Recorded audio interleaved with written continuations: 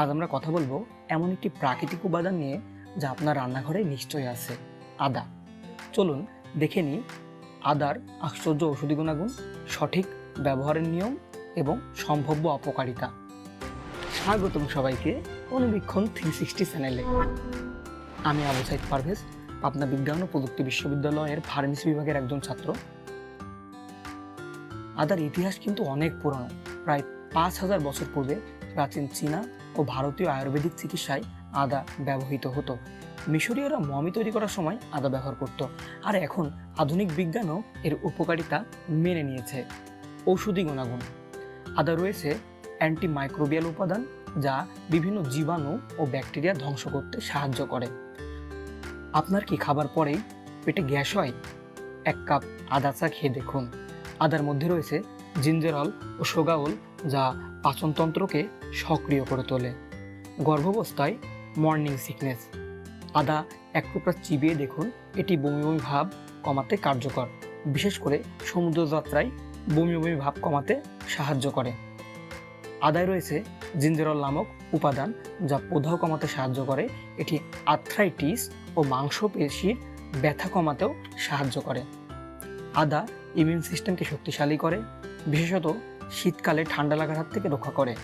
আদার anti oxidant উপাদান free radical ধ্বংস করতে সাহায্য করে।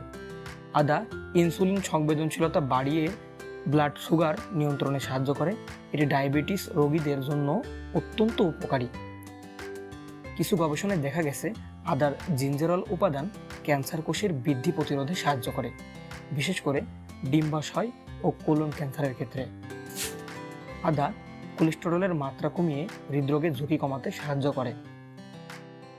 আদা খাওয়ার নিয়ম: আদা চা 1 কাপ পানিতে 1 চা চামচ আদার কুচি দিয়ে ফুটিয়ে নিন।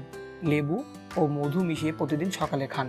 এটি আপনার শরীরকে ডিটক্স করতে সাহায্য করবে, অর্থাৎ আপনার শরীর থেকে টক্সিক উপাদানকে বের করে দিতে সাহায্য করবে। স্মুদি: সকালের স্মুদিতে 1 টুকরো আদা যোগ করুন। এটি আপনার দিনের শুরুটা শক্তিশালী করবে। বিভিন্ন ফল ও সবজির সাথে আদা মিশিয়ে স্মুদি বানান। রান্নায় ব্যবহার: কারি, স্যুপ বা সালাতে আদা যোগ করে দেখুন। এটি খাবারের স্বাদ বাড়াবে এবং পুষ্টিগুণও বাড়াবে। বিভিন্ন রান্নায় আদা বাটা বা কুচি ব্যবহার করতে পারেন।